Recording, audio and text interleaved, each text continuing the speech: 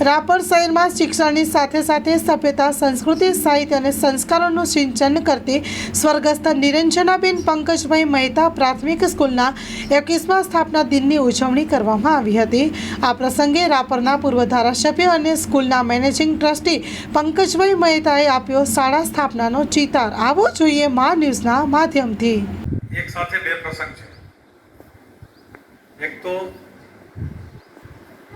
21 વર્ષ પૂર્ણ થયા છે અને 22મી વર્ષગાંઠ પણ છે અને આજે જ શાળા શરૂ થાય છે એટલે પ્રવેશ ઉત્સવ પણ છે। આ બંને પ્રસંગો નિમિત્તે આપણે સૌ એકત્રિત થયા છીએ ત્યારે આપણી વચ્ચે ઉપસ્થિત આપણી કોલેજના પ્રિન્સિપલ ભાઈ શ્રી મહેન્દ્રસિંહજી, આપણી પ્રાથમિક શાળાના પ્રિન્સિપલ કિરણબા, રામજી સર અને સૌ શિક્ષક મિત્રો, ભાઈ જયસુખભાઈ અને વાલા વિદ્યાર્થીઓ, કોઈ પણ સંસ્થાના ટ્રસ્ટીને એ સંસ્થાના સ્થાપનાને 21 વર્ષ પૂર્ણ થાય તે દિવસે કેટલા બધા વિચારો આવે, જેની અનુભૂતિ આજે સવારે વહેલો જાગ્યો ત્યારથી સતત કરી રહ્યો છું। કારણ કે એની સાથે હું જોડું કે એક બાળકનો જન્મ થાય અને એ બાળક રમતું રમતું ભણતું ભણતું 21 વર્ષનું યુવાન થાય ત્યારે એના માતા પિતાને કેટલો આનંદ હોય। એક વિચાર બીજ મનની અંદર વિચાર આવ્યો, એનો અમલ કર્યો અને એ સંસ્થા જોતજોતામાં 21 વર્ષની યુવાન સંસ્થા બની જાય ત્યારે સૌથી વધુ કોઈને અગર આનંદ હોય તો એ આનંદની અનુભૂતિ હું પોતે કરી રહ્યો છું।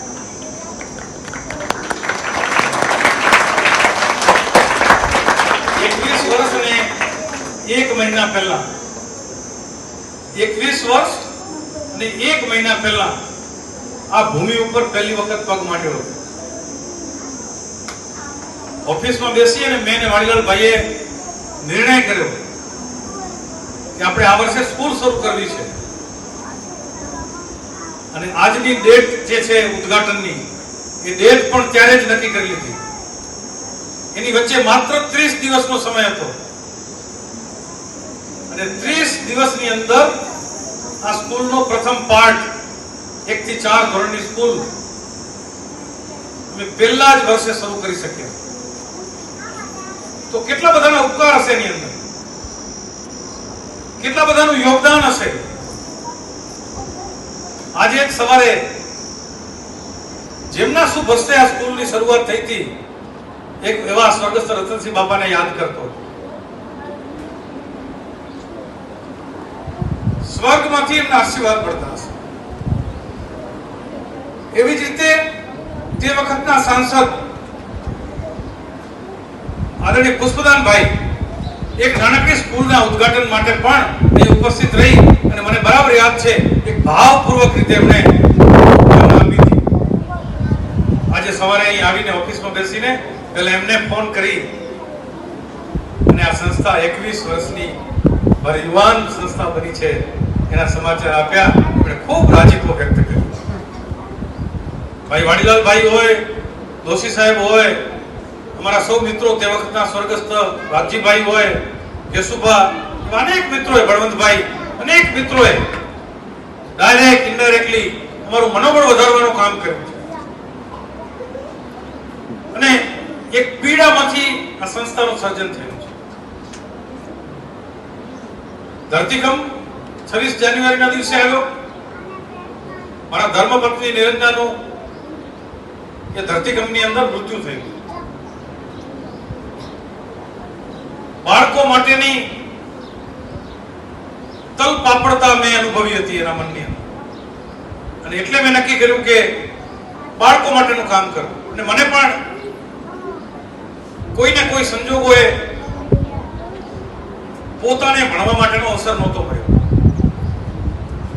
હું 8મું ધોરણ ભણવા માટે બેલ્લાથી રાપર આવ્યો ત્યારે 8મા ધોરણની અંદર મહાવીર જૈન બોર્ડિંગમાં એક ઘટના બની. એક વિદ્યાર્થીનું અકસ્માતે મૃત્યુ થયું, પરંતુ આરોપ ટ્રસ્ટી અને વિદ્યાર્થી તરીકે આરોપી નંબર 9 હતો મારા ઉપર. 13 વર્ષની ઉંમરે ખોટો એક કેસ, અને એ પણ ખૂનનો કેસ. મનોસ્થિતિ કેવી થાય? હું ભણી નહોતો શક્યો, એટલે મારે એજ્યુકેશનમાં કામ કરવું એવી મનમાં પ્રબળ ઈચ્છા હતી. અને કુદરતે જે સર્જન કર્યું એમાંથી કંઈક સમાજ માટે સારું થઈ શકે એવા શુભ ભાવ સાથે અહીં 1 થી 4 ધોરણની સ્કૂલ અને બાલ મંદિર સોપાન 1 અને 2 એટલું શરૂ કર્યું. આજે 21 વર્ષની અંદર સોપાનથી કરીને કોલેજ સુધીની અંદર લગભગ 1700 કરતા વધુ વિદ્યાર્થીઓ આ પ્રાંગણમાં એજ્યુકેશન લઈ રહ્યા છે અથવા તો લઈને સમાજ જીવનની અંદર પોતાનું પ્રદાન આપી રહ્યા છે. મને ખૂબ ગૌરવ થાય. મેં ગઈકાલે જ શિક્ષક મિત્રોની મીટિંગ લીધી હતી, એમાં કેટલું કામ સોંપ્યું છે. પણ પ્રાઇમરી રીતે જોઈએ તો પણ લગભગ 15 કરતા વધુ ડોક્ટરો, 5 થી 7 તો અમને નજરે દેખાય છે, કદાચ એનાથી વધુ હશે, એવી ગવર્નમેન્ટ જોબ કરતા કર્મચારીઓ. અને કચ્છની નંબર 1 હોસ્પિટલ જેને કહેવાય એ કે પટેલ સુપર સ્પેશિયાલિટી હોસ્પિટલની અંદર પીઆરઓ તરીકે પણ મારી સંસ્થાની દીકરી ત્યાં બેઠી છે. ત્યાં જઈએ છીએ ત્યાં વિદ્યાર્થીઓ મળી જાય, અને હમણાં જેવા વિદ્યાર્થીઓ અહીંયા હૃદયના ભાવ વ્યક્ત કરતા હતા ને, એ ખબર પડી જાય. એ સામેથી સહજ ભાવે ઉત્સાહ સાથે ઉમળકા સાથે મળવા આવે ને, ત્યારે એમને સંતોષ થાય કે અહીંયા જે હેતુથી આપણે સંસ્થા શરૂ કરી હતી કે શિક્ષકોએ જો અહીંયા પોતાનું દિલ રેડીને કામ કર્યું હોય ને, તો જ વિદ્યાર્થી જીવનભર એને ભૂલી ન શકે, સંસ્થાને ભૂલી ન શકે, અને પ્રેમ જળવાઈ રહે. આવો પ્રેમ, લાગણી સાહેબ ઈસરોની અંદર આ સંસ્થાનો વિદ્યાર્થી અભ્યાસ કરતો હોય, આનાથી મોટી ગૌરવની વાત શું હોઈ શકે? મને તો આ વિદ્યાર્થીઓને મળું ત્યારે મારા બટન તૂટી જાય, છાતી ફૂલાઈ જાય કે મારી સંસ્થાનો વિદ્યાર્થી આજે આ સ્ટેજ ઉપર છે. વાત એટલી જ કરવી છે કે ઘણી વખત આપણે રાપરમાં ને વાગડમાં રહેતા હોઈએ એટલે આપણા મનમાં એવું થઈ જાય કે અહીંયા કેટલાક સંસાધનો ઓછા હોય, અહીંયા સગવડો ઓછી હોય, એટલે શહેરના વિદ્યાર્થીઓને વધુ અનુકૂળતા મળે, આપણને ઓછી અનુકૂળતા મળે. આવું મનની અંદર ભાવ થયા વગર રહે નહીં. પણ આવો ભાવ મનમાંથી કાઢી નાખો. શહેરની અંદર પણ હું જિલ્લાના મથક ઉપર પણ સ્કૂલ ને કોલેજ ચલાવું છું. 1500 કરતા વધુ વિદ્યાર્થીઓ છે. આપને આવકારું છું. ખાસ તો લાંબા વેકેશન પછી આજે જ્યારે શાળાઓ ચાલુ થઈ રહી છે ત્યારે આપણે સહી રાપરની એક એવી શાળામાં કે જે શાળામાંથી ભણી અને ઘણા બધા ડૉક્ટરો બન્યા છે, એન્જિનિયરો બન્યા છે, વકીલો બન્યા છે અને સફળ વેપારીઓ પણ બન્યા છે. એવી શાળા એટલે સૌ નિરંજનાબેન પંકજભાઈ મહેતા 21મું વર્ષ આજે આ શાળાને બેઠું છે. એટલે ક્યાંક ને ક્યાંક આજે આ શાળાનો સ્થાપના દિન પણ છે અને વેકેશન પછી ખુલી રહી છે, આજે ખુલી રહી છે. ત્યારે આપણે મળશું આ શાળાના આચાર્ય શ્રી કિરણબા જાડેજાને. શું કહેશું બેનબા? અમારી શ્રીમતી નિરંજના પંકજ મહેતા શાળા દ્વારા વિદ્યાર્થીના જીવનમાં વિકાસ માટે સતત કાર્યો કરવામાં આવે છે, જેના જીવન ઘડતર માટે અમારી શાળા સતત કાર્યશીલ છે. આજે 13 જૂન 2003ના રોજ અમારી શાળાનો સ્થાપના દિવસ છે. આજે અમારી શાળાને 21 વર્ષ પૂરા થયા છે. ત્યારે એક વિશાળ વટવૃક્ષ જે નાની નાની કૂપળો, નાના નાના પર્ણો અંકુરિત થઈને આજે સમાજમાં એક અવિરત છાંયો આપી રહ્યો છે.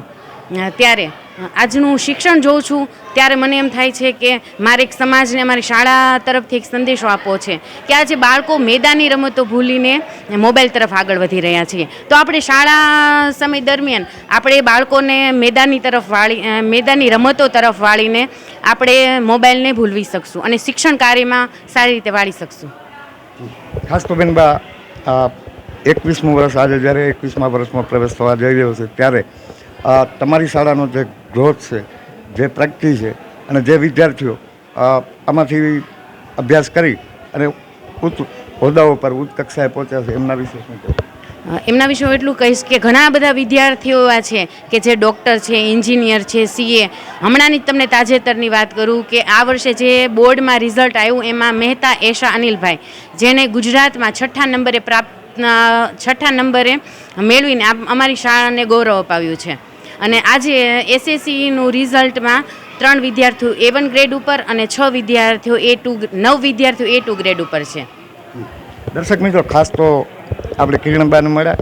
અહીં સૌ નિરંજનાબેન પંકજભાઈ મહેતા મહિલા કોમર્સ કોલેજ પણ ચાલે છે. એટલે ક્યાંક ને ક્યાંક કેવું હોય તો એમ ચોક્કસપણે કહેવી શકીએ કે નેતાઓ, ઘણા બધા નેતાઓ સ્કૂલો ખોલે છે, કોલેજો ખોલે છે, પણ જે પર્સનલ રસ લઈ અને વિદ્યાર્થીઓની કારકિર્દી માટે જો કોઈ વિચારતું હોય ને તો એવા નેતા મને અત્યાર સુધીમાં જે કોઈ મળ્યા એમાં એક પંકજભાઈ છે.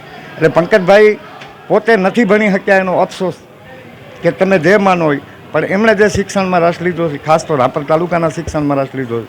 જ્યારે પણ વાત કરવામાં આવે કોઈ પણ શાળાની હોય, કોલેજની હોય, એટલે પંકજભાઈનું હું એમાં ચોક્કસપણે કાંક ને કાંક યોગદાન હોય. હું મહેન્દ્રસિંહભાઈ, આવો ને, આપણે કોલેજના આચાર્ય શ્રી મહેન્દ્રસિંહભાઈ જાડેજાને મળશું.